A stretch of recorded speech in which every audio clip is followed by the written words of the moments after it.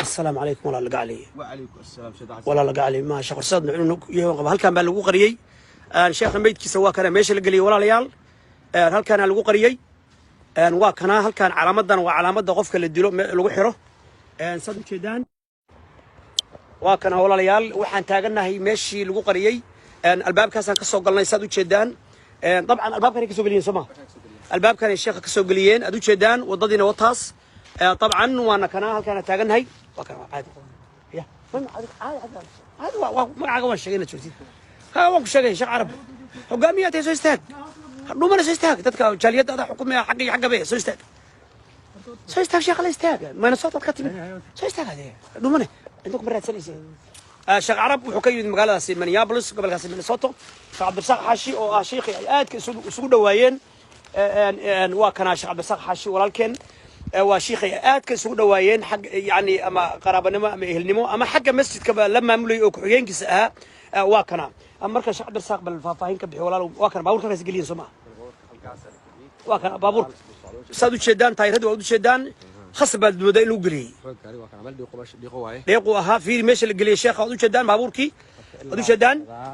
waa u jeedaan walaalayaal ilaa all the way down gaarigi waa la socodsiiyay walaalayaal waa meeshii baan ku soconaa lagu dilay sheekha halkan waliba xoog bay ku marsiiyeen xoog baa lagu marsiiyay gaariga Soomaa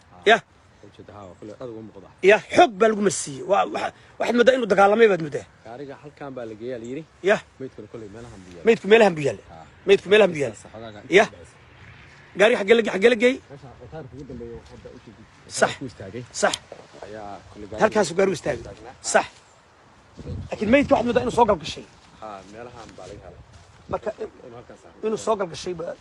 سوق القشي صاع عرضي إن لا دقي ما كان كرو داوع ما حكوا يلا سيل وش ولي ما نشيق لا لما شيق واحد داوع أو كي يلا مشي لكن صدق شدان ولا ليال بابور كوال الدنيا دلية ماشي قشن كأه ولا سوودي ومدة الصومالية دي مركز هل كان أيالا كاني ماشان وميل كان كير وباورته لوحي أي كوري سوما شيخ